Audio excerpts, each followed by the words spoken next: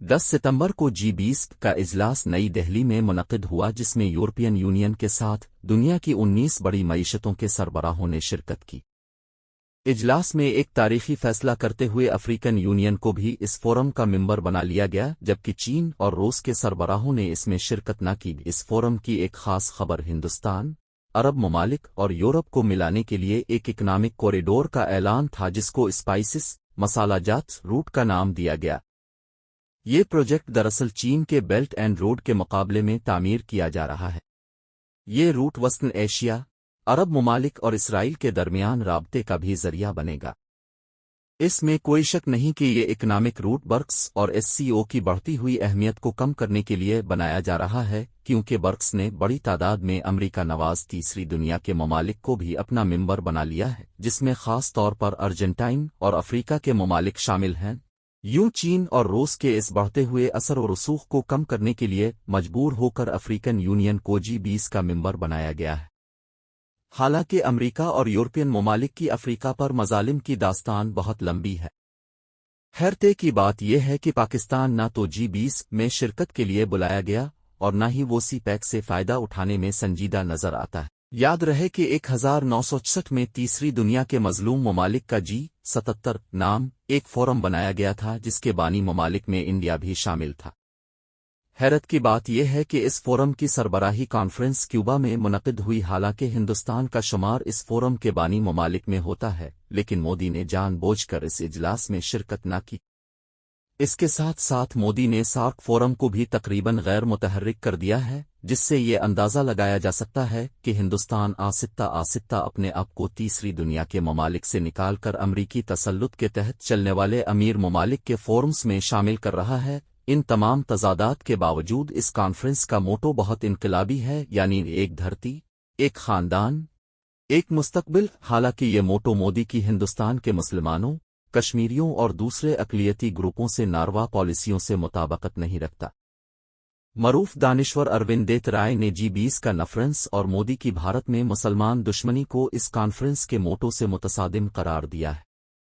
इसके बावजूद दुनिया में बसने वाले 8 अरब लोगों के लिए एक धरती और एक खानदान का तसव्वुर, जिनका मुस्तकबिल भी साझा हो, बहुत बड़ा इनकलाबी नारा है। इंग्लैंड के मरूफ शायर अल्फ्रेड टेनिसन ने 1837 में इसी किस्म का एक ख्याल देते हुए पूरी दुनिया को एक फेडरेशन बनाने का तसव्वुर दिया था, और उसके नतीजे में बनने वाली पार्लियामेंट को लोगों की पार्लियामेंट यानी पार्लियामेंट ऑफ मैन करार दिया था। वो दुनिया भर के शहरों को बमों से तबाह होते देख रहा था, तो उसने कहा कि ये वो वक्त होगा जब सारी कौमें मिलकर इस दुनिया को एक कौमों की फेडरेशन में तब्दील कर देंगी। टेनिसन के इस ख्याल को अमली जामा पहनाने की आज जितनी ज़रूरत है, शायद पहले कभी ना थी।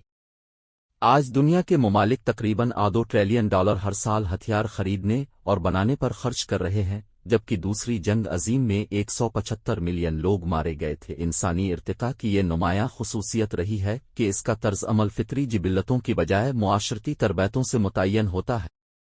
इसके बावजूद मगरबी दुनिया के साइंसदानों ने जानवरों पर तजर्बे करके इंसान की फितरत का सुराग लगाने में दिन रात एक कर दिया है। दरअसल ये साइंसदान, जिनमें डीसमंड मोरिस, अर्डी और कॉनरेड लॉरेंस काबिल जिक्र हैं, और सोने पर सुहागा कॉनरेड लॉरेंस को नोबेल प्राइज से भी नवाजा गया, उनका कहना है कि जंग व जारहियत दरअसल इंसान की फितरी जिबिल्लतों का इजहार है। मगरबी ममालिक में इन साइंसदानों की किताबों को बहुत मकबूलियत हासिल है। आज यूरोप और अमरीका की तरक्की और उसके उरूज में तमाम तहजीबों की इल्मी, अदबी और सकाफती शिराकत मौजूद है। याद रहे कि यूरोप के उरूज से पहले भी एक आलमी इक्तिसादी निज़ाम सन 1400 से सन 1800 तक इस दुनिया में अपना वजूद रखता था। हिंदुस्तान में कपड़े की सनत और चीन में सिल्क, सरामिक, चाय, सोने और चांदी के सके और ज़री पैदावार काफ़ी ज़्यादा होती थी। हालांकि इस वक्त यूरोप के पास बरामदात न होने की वजह से नकद अदायगी के लिए कुछ नहीं था।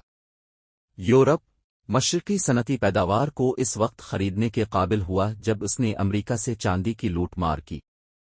यूं अमरीकी चांदी और मशरकी टेक्सटाइल ने यूरोप को उसकी पसमानदगी से निकाला, और इंग्लिस्तान के सियासी इक़्तिदार हासिल करने के बाद 18वीं सदी में हिंदुस्तान के कपड़े की सनत का ज़वाल हुआ। मरूफ तारीख़ दान आई डी لاش دلائل سے ثابت کرتا ہے کہ یورپ کے سرمایہ دار بننے میں امریکہ کی دریافت سے زیادہ مشرق سے مسالوں کی تجارت کا رول ہے۔